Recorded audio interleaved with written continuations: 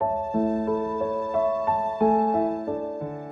issue of women's rights began over 2 centuries ago, starting with two women, Lucretia Mott and Elizabeth Cady Stanton, meeting at the 1840 World Anti-Slavery Convention. This encounter led to the founding of the women's rights movement. The women's rights movement lasted for almost a century, starting with the Seneca Falls Convention, the formation of the National American Women's Suffrage Association to the passage of the 19th Amendment, allowing women to vote in 1920.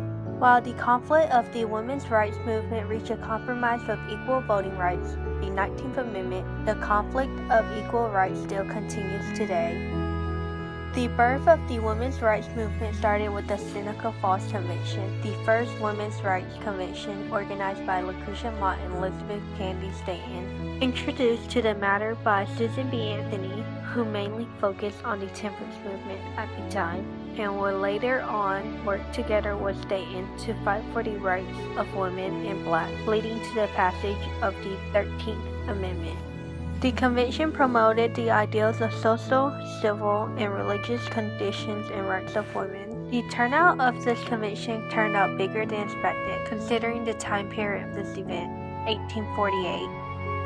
This convention lasted for a total of 2 days, where in the first day it was invite only, meaning only women who were invited were allowed to attend. However, it was open to the general public for the second day, concluding with a total of 300 attendees, comprising of both women and men, including African-American abolitionist Frederick Douglass.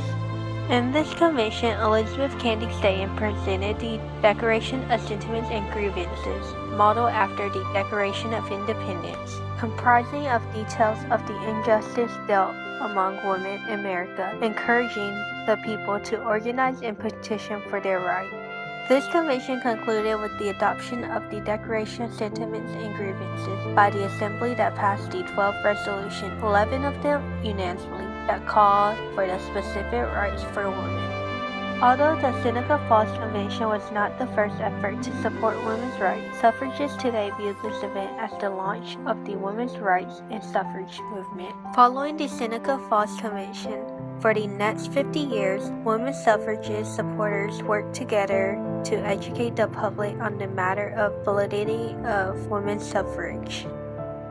Many prominent female leaders emerged during this movement, including Susan B. Anthony, Elizabeth Cady Stanton, Lucretia Mott, Lucy Stone, Ida B. Wells, and other women's rights pioneers.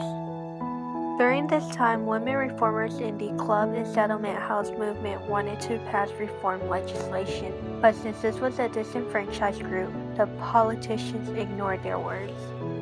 Since voting equals power, this led to the women's suffrage movement to become a mass movement.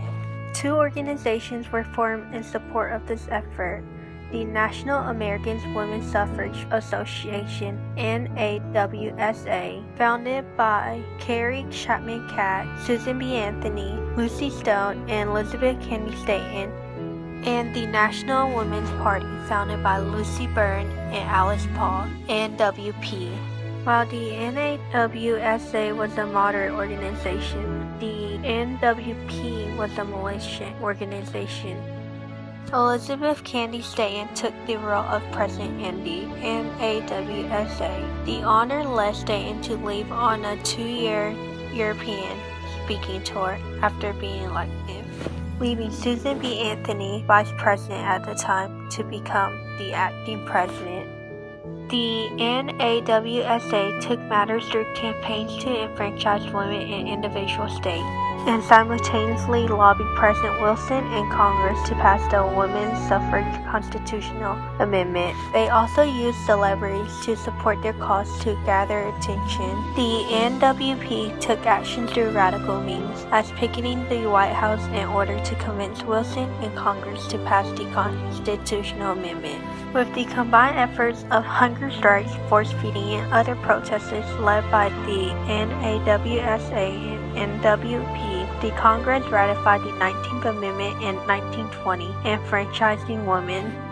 This victory won is considered as one of the most significant achievements of women in the Progressive era, and is known as the single largest extension of democratic rights in U.S. history through peaceful democratic process. Conflict of women's voting rights reaches compromise of the ratification of the 19th Amendment. The matter of equal rights is still at large.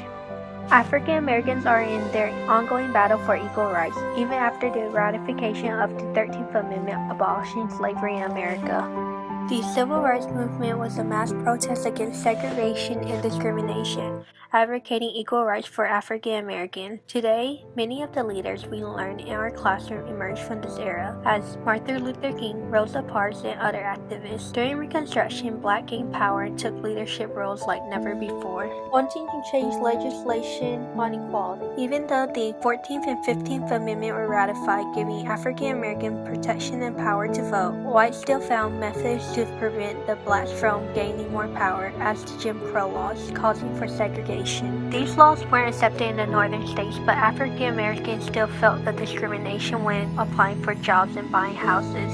Additionally, Southerners used the grandfather clause and literacy test to prevent blacks from voting. Southern segregation gained more power, and U.S. Supreme Court declared separate but equal under Plessy v. Ferguson. Protests, boycotts, and sit-ins were put into action. The March on Washington is inarguably one of the most famous protests in the Civil Rights Movement, promoting equal job opportunities. Organized by civil rights activists A. Phillips Randolph, Bayard Rustin, and Martin Luther King, where he presented his famous I Had a Dream speech, opening up the doors to many African Americans when President Franklin Roosevelt made an executive order to open up national jobs for all Americans regardless of race. Rosa Parks made a major contribution to gaining equality. Parks was arrested for refusing to give up her bus seat to a white male. This ignited outrage and support, not only from African Americans but whites as well. The Montgomery bus boycott started. People boycotted the buses for 381 days until segregated seatings were declared unconstitutional by the U.S. Supreme Court. Nonviolent protests ultimately led the campaign to become successful, passing the Civil Rights Act of 1964, forbidding discrimination in public places and job employment. The Voting Right of 1965, suspending any voter qualification test. Today, majority of Americans falsely believe that the Constitution guarantees women equal rights. This issue is not only happening in America but also internationally. Unlike the women's rights movement, this battle is more simple. Jobs have implications regarding gender-based violence and workplace sex discrimination, creating a gender imbalance in top leadership roles.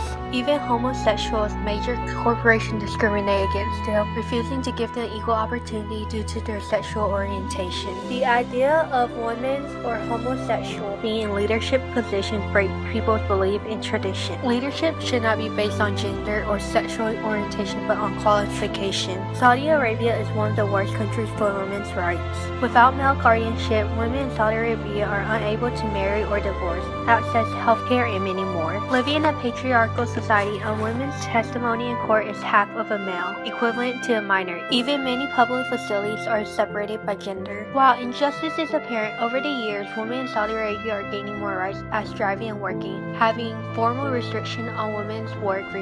As the conflict of equal rights reaches compromise, new issues are always arising. The women's rights movement reaches compromise with the 19th Amendment, and the conflict of civil rights movement reaches compromise with the Civil Rights Act of 1964 and Voting Act of 1965. The conflict in modern society still continues, but protests are made, laws are changing for the better, implements are being made.